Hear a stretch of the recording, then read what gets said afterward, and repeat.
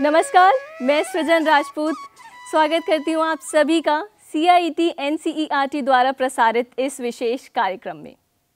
आज जिस शख्स से आपको रूबरू कराने जा रही हूँ, उनके व्यक्तित्व को शब्दों में पिरोना लगभग असंभव है, लेकिन फिर भी इन शब्दों के माध्यम से प्रयास ज़रूर करना चाहूँगी। लोहा जितना तपता है, वो उतनी ही ताकत भरता है। सोने को जितना पिघलाएं, वो उतना प्रखर निखरता है। हीरे पर जितनी धार लगे, वो उतना खूब चमकता है। मिट्टी का बर्तन पकता है, तब धुन पर खूब खनकता है। हार्दिक अभिनंदन करना चाहूँगी सर श्री विजय सिंह चौहान जी का। सर नमस्कार, बहुत बहुत स्वागत है। सर का परिचय इन शब्दों के माध्यम से आप सभी से रूबरू करना चाहूँगी।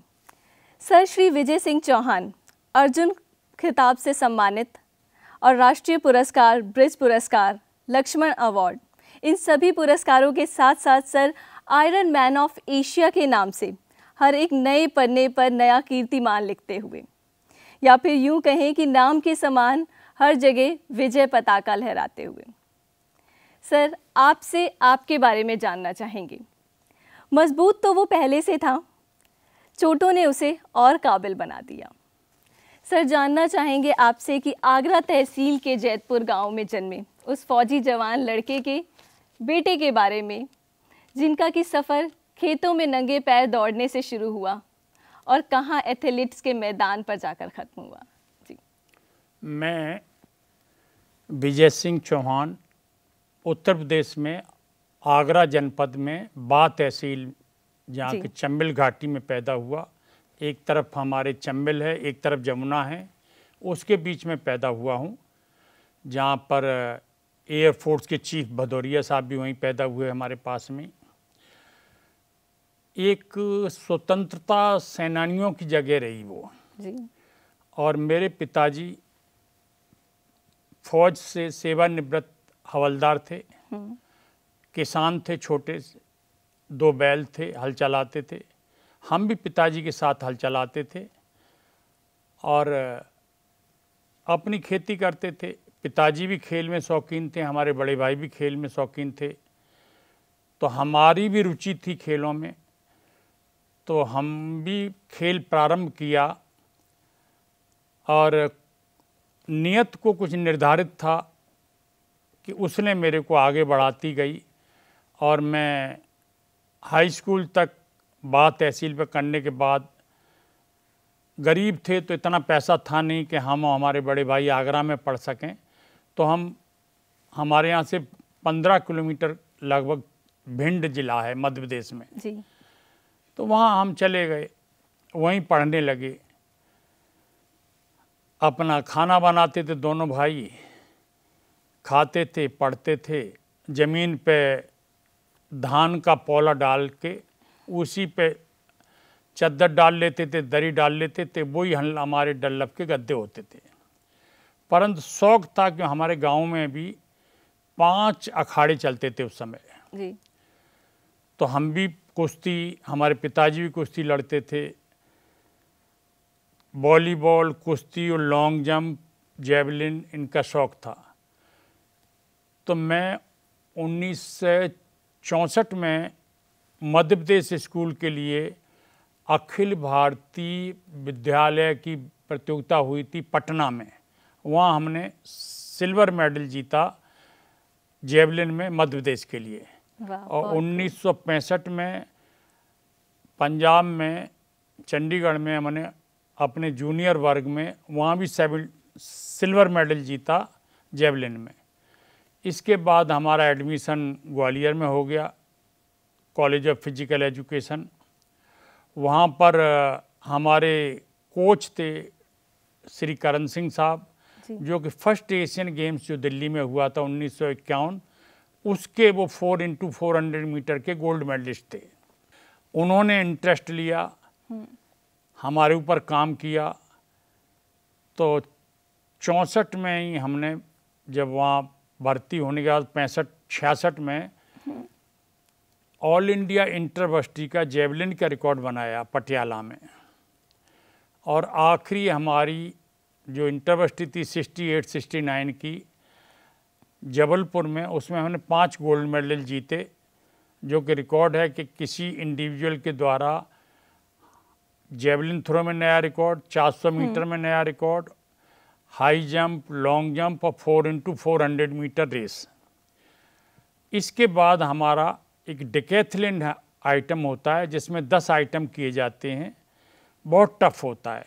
उसमें 5 पहले दिन, 5 दूसरे दिन किए जाते हैं।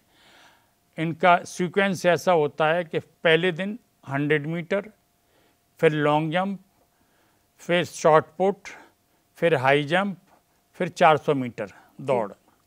दूसरे दिन 110 मीटर बाधा दौड़, फिर डिस्कस थ्रो, फिर पोल वाल्ट, फिर जेवलिन थ्रो, फिर लास्ट आइटम होता है 1500 मीटर दौड़।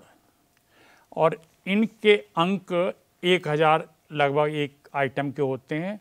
उनमें जो ज़्यादा स्कोर करता है वो चैंपियन बनता है, जैसे पढ़ाई में होता है। बिल्कुल सर, चैंपियन तो आप अपने नाम के समान हमेशा से रहे, लेकिन एक बात जब आपके बारे में जानना शुरू करते हैं तो खेतों में नंगे पैर दौड़ने वाला वो लड़का, और फिर जब ज़िंदगी के पड़ाव पर आगे बढ़ते हुए वो किस्सा, या फिर कहीं कि जब वो बात आप याद करते होंगे कि आर्थिक तंगी के चलते नंगे पैर बिना जूतों के भी आपको अभ्यास करना पड़ा, जब भी उसे याद करते हैं तो कौन सा भाव आपको झिंझोर कर रख देता है? समस्या तो आती है, और 80% जिन्होंने राष्ट्र के लिए कुछ किया वो लोग ग्रामीण क्षेत्र से, गरीब क्षेत्र से, गरीब परिवार से ही आते हैं। इवन मैंने जो 2 बार इंडिया रिकॉर्ड बनाया, मानता नहीं था कोई। जब 1970 में स्कॉटलैंड गए कॉमनवेल्थ में, तो हमारे कोच और मैनेजर हमें स्कॉटलैंड छोड़ के लंदन चले गए। तो जब दूसरे दिन हम इंजर हो गए तो वहाँ के स्कॉटलैंड वालों ने हमें हॉस्पिटल पहुँचाया। तो पता पड़ा कि कोच मैनेजर कहाँ है, वो बोला लंदन में खेल रहे हैं, अपने हैं ही नहीं यहाँ पे। तो वो बात पता पड़ी तो उन्होंने, कोच मैनेजर ने इंडिया में आके लिख दिया कि साहब इसने मिसबिहेव किया मेरे से, इसको बाहर इंडिया के न भेजा जाए। तो 70 एशियन गेम्स में हम टॉप होते हुए भी इंडिया का और एशिया का रिकॉर्ड बना रहे थे, तब भी मेरे को नहीं भेजा। तो समस्याएं लोगों के जीवन में आती हैं, पर आप संघर्ष करना न छोड़ें। बिल्कुल। तो इसके बाद क्या है, कोई शक्ति है, एक सूक्ष्म शक्ति जो आपको मदद करती है, उसकी मेरे ऊपर कृपा हुई जी।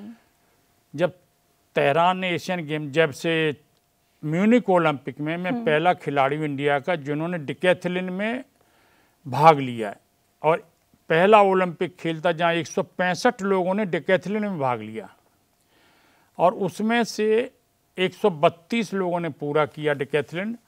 उसमें मेरा 17वां स्थान था। तो मैंने इंडिया और एशिया दोनों रिकॉर्ड बनाए थे, बेटर किए।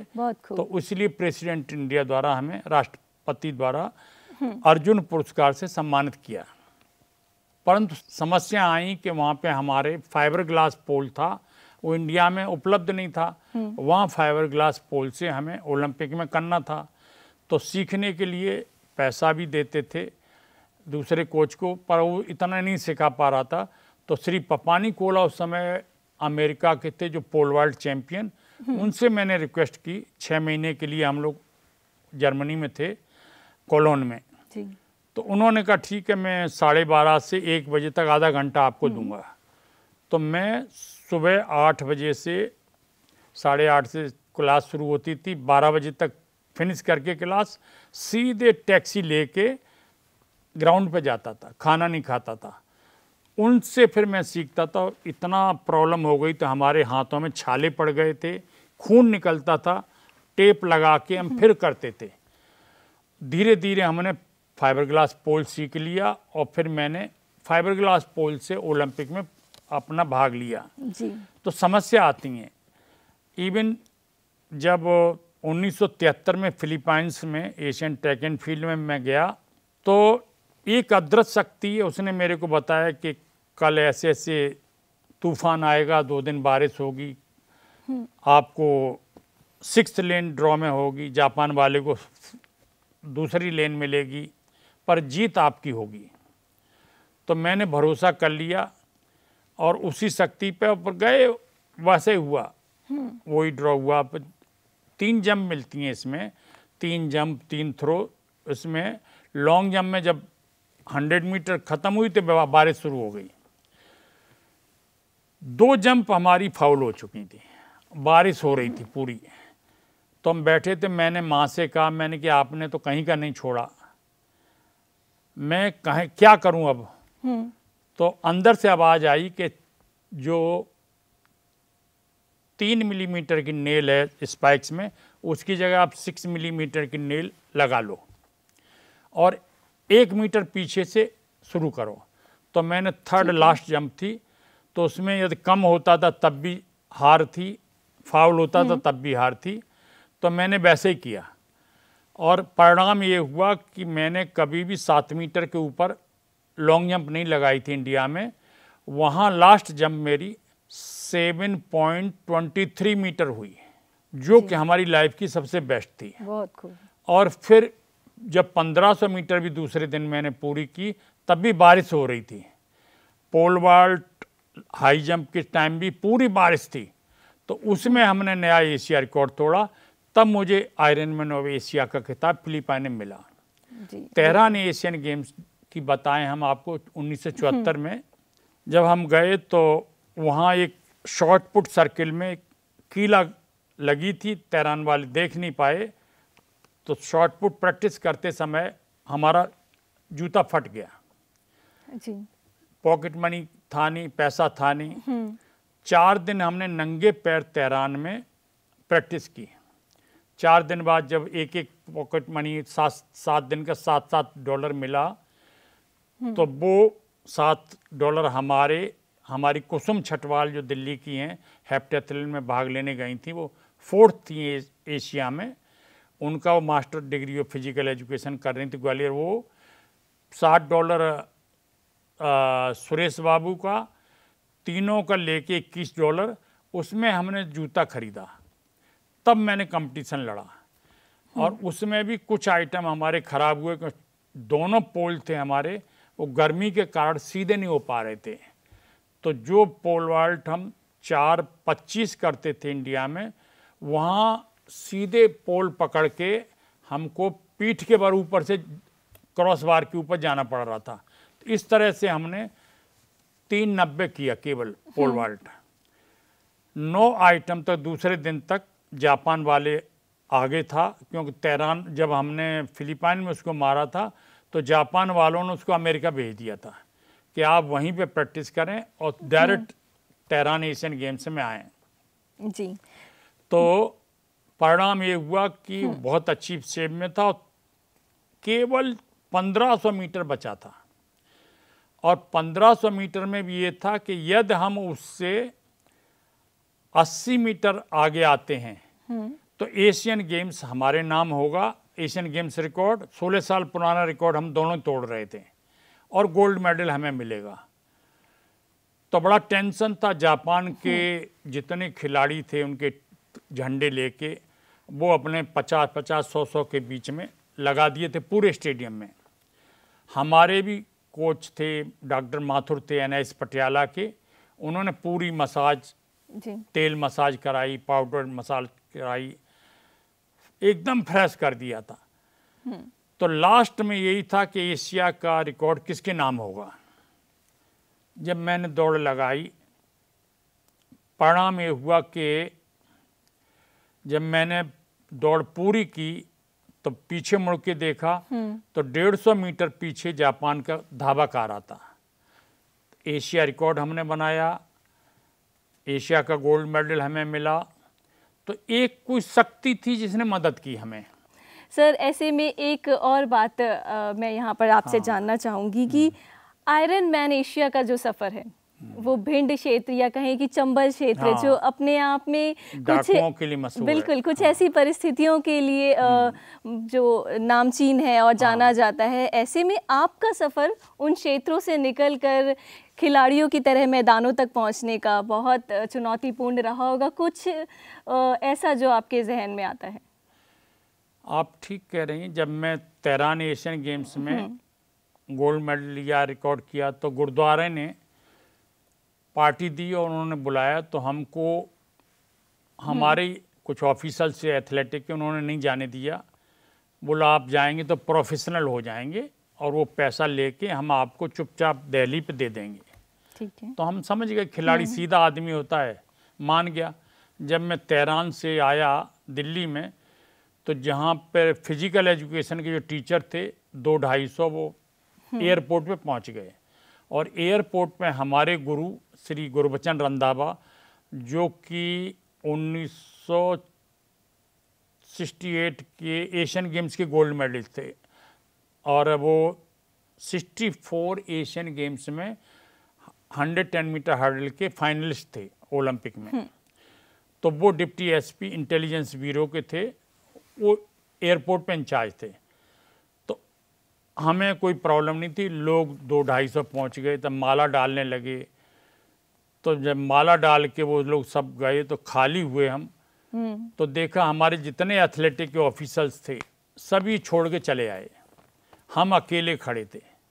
इसके बाद कुसुम छटवाल भी दिल्ली की हमारे साथ खड़ी थी। तो मैंने आप क्यों खड़ी? बोले मैं इसलिए खड़ी कि मेरे पास पैसा नहीं है, तो तेरे पास पैसा होगा तो चल। तो मैंने कहा ऐसा करो, इज्जत बचानी है, अच्छी नई टैक्सी लो, और पैसा मेरे पास भी नहीं है, मैं जाऊंगा टैक्सी में बैठा रहूंगा और आप माँ से पैसा ले आना अपने फ्लैट से, फिर देना। ऐसे ही हुआ। तो एशिया का बेस्ट एथलीट, एशिया रिकॉर्ड बनाने के बाद भी एयरपोर्ट से दिल्ली शहर तक आने का पैसा नहीं था। तो ये समस्याएं होती हैं जिंदगी में।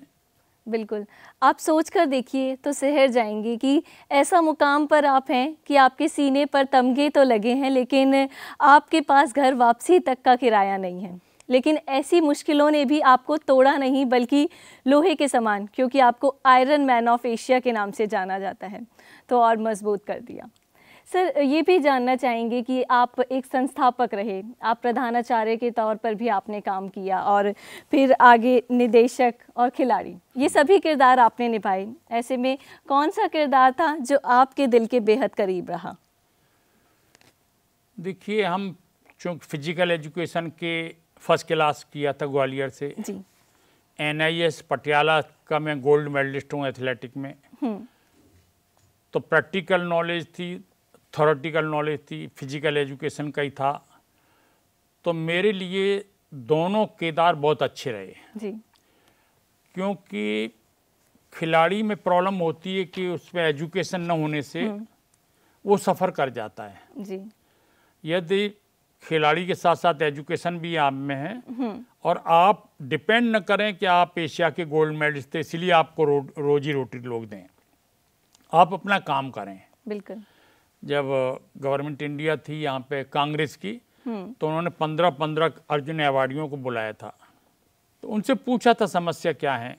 तो हमारे पहले श्री राम सिंह थे जो अर्जुन अवार्डी पद्मश्री, ये सूबेदार मेजर फौज के 800 मीटर की दौड़। तो उन्होंने कहा साहब मेरे पे 2 लड़के हैं, मैं अगले साल रिटायर्ड हो रहा हूँ, नौकरी नहीं मिली। वाइस प्रेसिडेंट इंडिया ने भी रेलवे बोर्ड को सबको चिट्ठी लिखी, उनके बच्चों को चपरासी में या किसी में ले लें, नहीं मिली। तो मैं क्या करूं? ठीक। जब हमारा नंबर आया तो श्री चिदम्बरम फाइनेंस मिनिस्टर थे उस समय, ऐसे 5-5 मिनिस्टर बैठते थे। तो बोला आप बताइए चौहान साहब। मैंने कहा साहब मैं पढ़ा हूँ, मेरे 2 बेटा बेटी है, तीनों MBA हैं, तीनों नौकरी में लगे हैं, मैं भी नौकरी में हूँ, मेरे साथ एक ही समस्या। बोले बताओ। मैंने I have got no problem. तो बहुत हंसते सब लोग। बोला मीटिंग में पहले चाय हो जाए बाद में मिलेंगे। तो खिलाड़ी को अपने उस पर नहीं रहना चाहिए, उस पर होना चाहिए कि भाई ठीक है आप जिस काम को कर रहे हैं उसको तो करें। बिल्कुल। आप खिलाड़ी थे तो हमारे साथ ये रहा कि हमने पुस्तकें भी लिखी जिन पर राष्ट्रीय पुरस्कार मिला हमें हिंदी में। कॉलेज भी स्थापित किया देहरादून में, स्पोर्ट्स कॉलेज पिछले 10 साल से इस्टेब्लिश नहीं हो पा रहा था, वो भी संघर्ष किया। 1.5 साल तक मेरे को कोई पैसा कोई तनख्वाह नहीं मिली, मैंने अपनी जेब से 4-5 लाख रुपए खर्च किया, वो भी संघर्ष था। नौकरी छोड़ दी। अर्जुन अवार्डी कोटे में मेरे को पेट्रोल पंप मिल गया। तो मैं पेट्रोल पंप उस समय ये था कि 50,000 तक मैक्सिमम सेल होगी आपकी। ठीक है। हम जानते नहीं थे, शरीफ थे, तो उस समय पेट्रोल पंप वाले 10% से 20% घटतौली करते थे। हम पूरा देने लगे। मिक्सिंग था, हमारी कोई मिक्सिंग नहीं थी, तो इतना चला कि हमारा पेट्रोल पंप पे 10 लाख से 11 लाख रुपए पर डे की बिक्री होने लगी। फिर वही आपकी ईमानदारी आपके साथ बस थी। वो आपको पे करती है। तो हम एक चाहते हैं कर्मठ योगी की तरह आप काम करें। जिसने जन्म दिया है वो रोटी तो आपको देगा ही देगा। बिल्कुल। तो बेईमानी किसके लिए करनी है? जी बिल्कुल, ये तो बात सार्थक ही है कि जब आप ईमानदार होते हैं तो आपके साथ आपका ईश्वर भी चल रहा होता हाँ। है। ईमानदारी आपको और बेहतर बनाती है। सर, ऐसे में आपसे एक कुछ और बातें भी जानना चाहेंगे। हाँ। और उनमें से एक ये बात भी है कि भारत के पहले डीकैथलीट खिलाड़ी आप, ओलंपिक खेलों में आपने भारत का प्रतिनिधित्व किया। तो कैसा लगता है सोचकर कि गर्व से जब सीना चौड़ा हो जाता है, और कुछ ऐसे में जो आपको याद आता हो या फिर जो भूले नहीं बिसरता? ऐसा है कि जब मैं बॉम्बे गया तो एक महिला बहुत पैसे वाली थी, उन पे 3 कोठियाँ थीं, 3 वो थे जी। उन्होंने ये सवाल किया, तो मैंने उनसे कहा मैडम मैं इतने अच्छे घर का नहीं हूँ, मैंने दौड़ना अपना रोजी रोटी के लिए शुरू किया था। इत्तेफाक से दौड़ते दौड़ते राष्ट्र प्रेम हो गया, राष्ट्रीय रिकॉर्ड बन गया, फिर देश के लिए तिरंगा झंडा ऊपर होने लगा, तो उसमें इन्वॉल्व हो गया। तो आदमी को भगवान को जरूर आधा घंटा सुबह आधा घंटा शाम को याद करना चाहिए, और इसके बाद कुदरत आपकी मदद करती है। बिल्कुल। आप काम करते रहें ईमानदारी से, चरित्रहीन न हो, ईमानदार रहें, तो आपको कोई समस्या नहीं है। क्योंकि इंसान की जीवन 20 साल से 40 साल तक का बस। 20 साल तक बच्चा कुछ करता नहीं है, 60 के बाद रिटायर्ड कर देते हैं लोग कि आप घर जाइए जी। तो इसके लिए 20 साल से 40 साल के बीच में संघर्ष क्यों बेईमानी क्यों सब करें? अच्छे रास्ते पे आप चलें, आपको प्रभु मदद करेगा। जी। सर के बारे में ये भी बताना चाहूँगी कि सर ने कई किताबें लिखी हैं जिनमें कि उन्होंने युवा खिलाड़ियों को संबोधित किया है, और सर पर भी किताब लिखी गई है। एक पीएचडी स्टूडेंट ने सर पर थीसिस के तौर पर अब सर का परिचय देने का प्रयास किया, और सर इस बारे में भी चाहेंगे कि आप हमारे युवा खिलाड़ियों को बताएं। काशी विद्यापीठ में हमारे ऊपर रिसर्च हुई है, पीएचडी की गई है। दूसरा बच्चा लखनऊ यूनिवर्सिटी से भी पीएचडी कर रहा है जी। तो ये तो चलता रहता है, पर कुदरत ने जो निर्धारित किया है वो होगा। बिल्कुल। जैसे भाषा में हम लिखना, पढ़ना और बोलना तीनों को शामिल करते हैं, और मैंने आपको बताया कि सर पर किताबें लिखी भी गई हैं और सर ने किताबें लिखी भी हैं। उनमें से कुछ किताबें आप सभी को दिखाना चाहूँगी। ये देखिए, ये सर ने स्वयं लिखी हैं।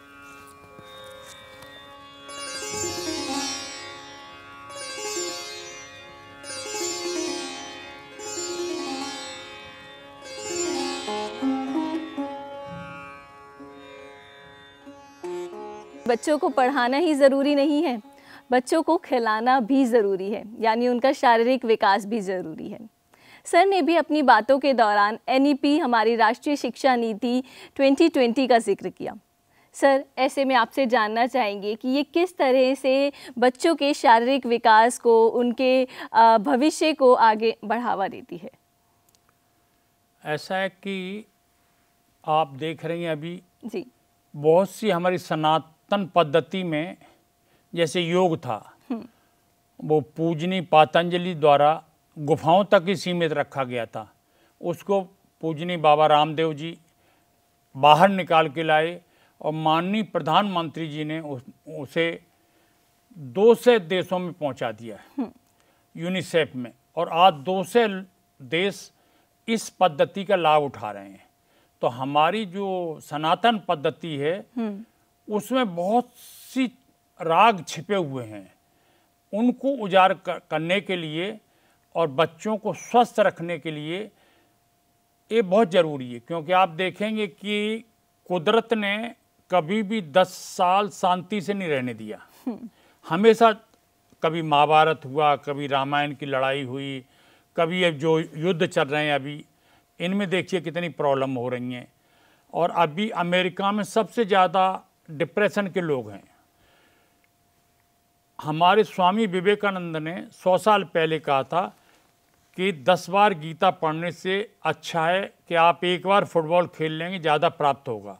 तो आज अमेरिका भी अपने जो डिप्रेशन वाले बच्चे हैं उनको बाहर लाके फील्ड में, हरे फील्ड में छोड़ता है और उनको 25-30 फुटबॉल दे रहा है। वो जो फुटबॉल में किक मार रहे हैं उनका डिप्रेशन दूर हो रहा है। इवन विश्व के बहुत से जो जानकार उन्होंने यहाँ तक भविष्यवाणी की है, यदि फुटबॉल को कंपलसरी कर दिया जाए पूरे वर्ल्ड में तो तीसरा विश्व युद्ध हम टाल सकते हैं। बिल्कुल। एक दौर था 90 का या कह लीजिए 80 का, जब माता पिता बच्चों को बांध कर ज़बरदस्ती घसीट कर घरों में लाते थे कि आप अब घर में बैठो, बहुत खेल लिए। लेकिन अब तो वो दौर आ गया है कि माता पिता को बच्चों को ज़बरदस्ती बाहर निकालना पड़ता है कि छोड़ो मोबाइल, छोड़ो टीवी और थोड़ी देर बाहर खेल कर आओ। तो हमारी शिक्षा नीति भी हमें इसी ओर प्रोत्साहित करती है। क्यों, मैंने ठीक कहा सर? पहले हम जब खेलते थे तो एक स्लोगन था कि खेलोगे कूदोगे होगे खराब, पढ़ोगे लिखोगे बनोगे नवाब। तो अब ये पूरा समय के साथ बदल गया है। अब आ गया है कि खेलोगे कूदोगे बनोगे लाजवाब। बिल्कुल। तो इसलिए मोबाइल वगैरह जो हैं उनके एडवांटेज भी हैं और डिसएडवांटेज भी हैं। तो इसको हमें सुधारना है। इसके लिए हमें खेल में बच्चों को लाना है। जब बच्चे इंटरेस्टेड खेल में हो जाएंगे तो धीरे धीरे नशा पत्ता ड्रग्स इससे क्राइम से सबसे अलग हो जाएंगे। तो ये हमें बहुत ज़रूरी, क्योंकि इस समय भारत विश्व का सबसे युवा राष्ट्र है। हमारे लगभग 54% युवा वर्ग है इस समय हमारे देश में। तो इस युवा शक्ति को रचनात्मक कार्यों में लगाना बहुत ज़रूरी है। तो आज ज़रूरत है कि कक्षा 12 करके आप उनको टेक्निकल एजुकेशन दें और हर ब्लॉक पे आप छोटे छोटे कुटीर उद्योग खोलें, जैसे मैचिस बनाना है, साबुन बनाना है और मोमबत्ती बनाना है, जो कि प्रोडक्शन की ज़रूरत है हमें। उन सबको ब्लॉक स्मॉल स्केल इंडस्ट्री में बनाएं, जिससे हमारा यूथ को कार्य मिले, क्यों हम नौकरी सबको दे नहीं सकते हैं। तो और अब तो माननीय प्रधानमंत्री ने इतना कर दिया है कि विधायक निधि, सांसद निधि सबको आप खेलों में इस्तेमाल कर सकते हैं। खेल उसी से करा रहे हैं। तो ये भी एक ध्यान देने वाली है हमें कि हम अपने इतने यूथ है उसको कैसे रखें। यदि उसको आपने नहीं बचाया तो वो क्या करेंगे कि आप उनको कार्यक्रम नहीं देंगे तो सड़कों पे जलाएंगे, कुछ करेंगे, उपद्रव करेंगे। तो इसलिए आज सबसे बड़ी चुनौती हमारे देश के सामने ये है कि यूथ को किस तरह से रचनात्मक कार्यों में लगाया जाए और उन्हें अपने पैरों पे रोजी रोटी पैदा करने के लिए खड़ा किया जाए। ऐसी एजुकेशन की ज़रूरत है। बिल्कुल। कहते हैं ना कि आप लाजवाब बने, आप स्वावलंबी बने और एक हुनरमंद इंसान बने और सबसे ऊपर आप ईमानदार बने। खिलाड़ी तो बनना है सिर्फ खेलों को जीतने के लिए नहीं, खिलाड़ी बनना है तो जीवन में जीतने के लिए भी। जैसे कि सर के सकारात्मक शब्दों से आज ये वातावरण सज गया है। सर एक आदर्श हैं उन बच्चों के लिए जो कि अपने आप को एक खिलाड़ी के तौर पर देखते हैं। सर ऐसे में क्या दिनचर्या होनी चाहिए उन बच्चों की, और उन्हें क्या अभी से शुरुआत कर देनी चाहिए या फिर जब वो युवा हो जाएं तब शुरुआत करनी ठीक रहेगी? देखिए, बचपन से ही खिलाड़ी का जीवन एक तपस्वी जीवन होता है जी। उसको एक योगी की तरह चलना पड़ेगा, अपनी इच्छाओं को नियंत्रण करना पड़ेगा और बचपन से ही उसको कर्मठ योगी के रूप में काम करना पड़ेगा। उसको अपने आहार विचार सभी पर नियंत्रण करना पड़ेगा, तभी आगे बढ़ सकता है। बिल्कुल, खिलाड़ी के लिए बहुत ज़रूरी है। यहाँ इस सफ़र में हमने सर विजय सिंह चौहान को जाना, जो कि सभी युवा खिलाड़ियों के लिए एक आदर्श हैं। डीकैथलीट के तौर पर अपनी पहचान बनाने वाले हमारे साथ जुड़े और इस सत्र में उनका सानिध्य पाकर CIET NCERT का ये प्रांगण, ये कक्ष गदगद हुआ। मैं सृजन राजपूत अपनी पूरी टीम के साथ आप सभी से चाहूँगी अनुमति। नमस्कार।